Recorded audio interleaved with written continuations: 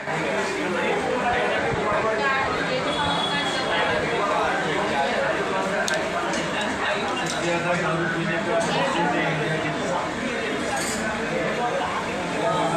Friends, ఈరోజు మన మీటింగ్లో బర్నింగ్ టాపిక్ ఏంటో తెలుసు.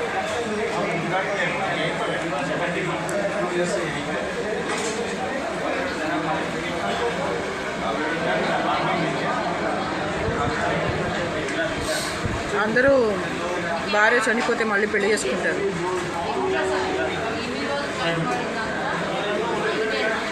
భర్త చనిపోతే మళ్ళీ పెళ్లి చేసుకుంటారు. కానీ అలా కాకుండా ఇంకో మెథడ్ కూడా ఉంది.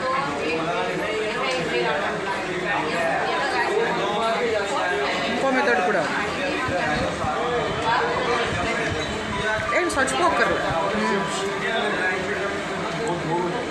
Like-minded people, all of us who are single,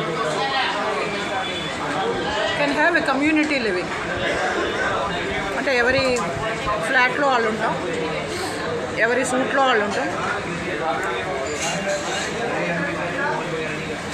ఎవరి కాటేజ్లో వాళ్ళు ఉంటాం,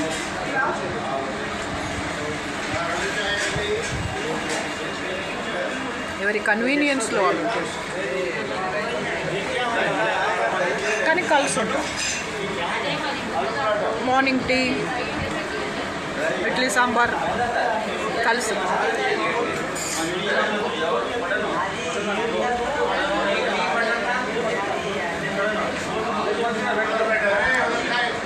ఈవినింగ్ డిన్నర్, టీ, స్నాక్స్, లస్సీలు, మిరపకాయ బజ్జీలు కలిసి.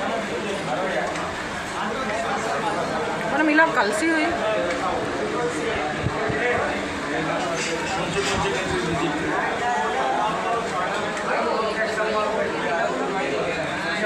ఒకరికొకరు స్నేహంగా ఉంటే మనల్ని ఎవరేం చేయలేదు.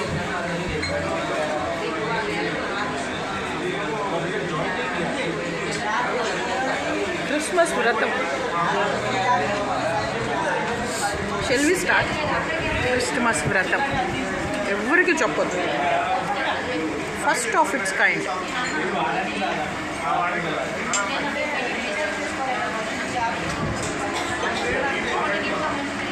ఈ వ్రతములు చేయుటకు వెండి చెంబు, బంగారు మరచెంబు అక్కర్లేదు.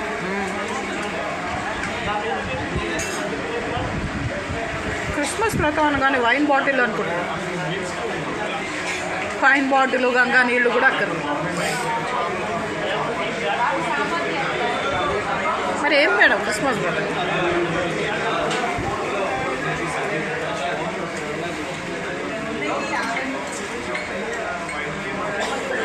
వయసు పరిమితి కూడా ఏం లేదు.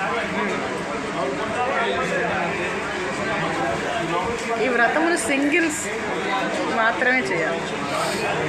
సింగిల్స్ ఈ వ్రతముని ఓన్లీ సింగిల్సే చేస్తారు.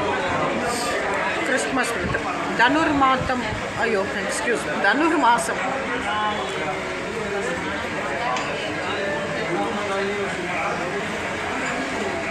మా ఊరిలో ఒక ఆమె ధనుర్వాతం వచ్చి చచ్చిపోయింది. సీతా మనోహరి అని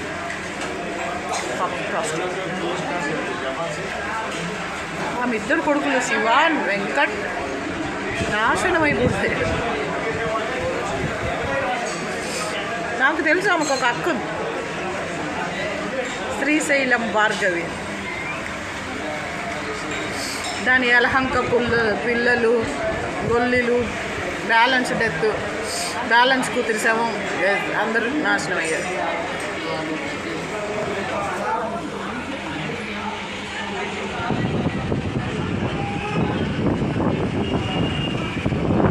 డియర్ ఫ్రెండ్స్,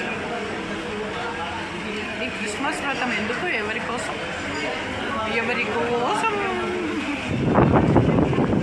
ఈ శూన్యనందనం, ఈ భగ్న హృదయం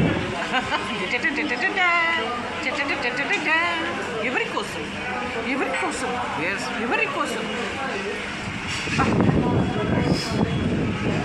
ఏం పాట అంటది, ప్రేమ భిక్ష నువ్వే పెట్టి ఈ పేద హృదయం పగులగొట్టి పిచ్చి వాడిని పాత్ర లేని పిచ్చగాడిని చేశావు. ఇది ఒక ప్రిన్స్ కళ్యాణ్, అంటే prince Mukarram Jah equal to Nizam పాడుతుంది. కోడూరి కౌసల్య గారు పెళ్ళి కాకముందు ఆరకపూడి కౌసల్య గారు ప్రేమ్ నగర్ 30 పేజీల నవల్, జస్ట్ 30 పేజీలది నవల్. అబ్బో ప్రేమ్ నగర్ అంటే ఎంతలా ఉంటుందో బుక్ అనుకున్నా. 30 పేజీల నవల్ తెలుగులో. అది రామానాయుడు గారు సినిమా తీశారు, చాలా బాగుంటుంది. చక్రవాకం కూడా ఆమె రాసింది. నీ కడుపును పుట్టింది నీ ప్రేమని పంచుకోవడానికమ్మా, నీ ఆస్తిని పంచుకోవడానికి కాదు.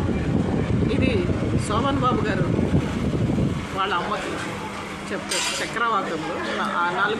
నలుగురు అన్నదమ్ములు, ముగ్గురు అన్నదమ్ములు ఆస్తి పంచుకుంటుంటే శోభన్ బాబు వచ్చాట, మేము నీ కడుపును పుట్టింది నీ ప్రేమని పంచుకోవడానికి, ఆస్తిని పంచుకోవడానికి అంటే బాబు అంటారు. నాకు ఎందుకో అది చిన్న పాప నేనప్పుడు, మరీ చిన్నపిల్ల, 3 ఇయర్స్ కానీ మాట్లాడచ్చు హిందీ, ఇంగ్లీష్, తెలుగు.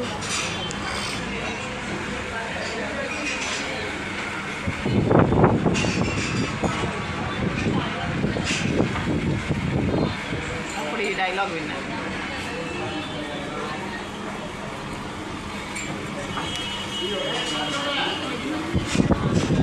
సో ఈ వ్రతాలు, పూజలు, నోములు ఎవరి కోసం?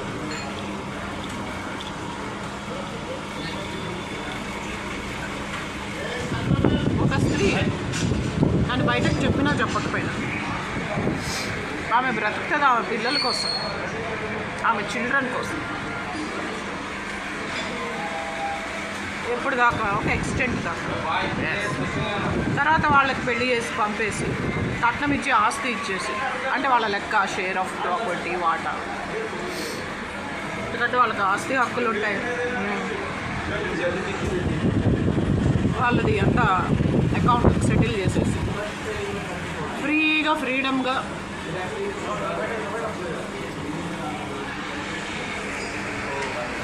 హ్యాపీగా బతకాలనుకున్నప్పుడు మనసులో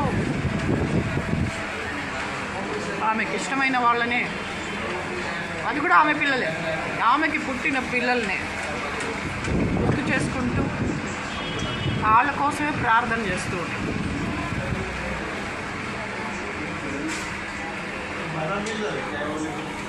కానీ నేను ఆ 100 కోట్ల ఆస్తి నాకు ఎవరు తెచ్చిస్తారు వాళ్ళ కోసం కూడా నేను ప్రార్థన చేయదలుచుకున్నాను. లెక్క మొత్తం, ప్రూఫ్లు, సాక్ష్యాలు, మొత్తం లెక్కలు ఉన్నాయి నా దగ్గర. సుప్రీంకోర్టులో కూడా కేసు గెలుస్తాను. నా దగ్గర ప్రూఫ్లు, సాక్ష్యాలు ఉన్నాయి, లెక్క కూడా ఉంది. I have calculations, documents, papers, proofs, evidence, witness. అన్నీ. సో నాకు రావాల్సిందంతా 110 కోట్లు. ఈ ఆస్తి నాకు రావాలి, మా కూతురు కూడా క్షేమంగా ఉండాలి. మన క్రిస్మస్ వ్రతం is all about. Let us start this.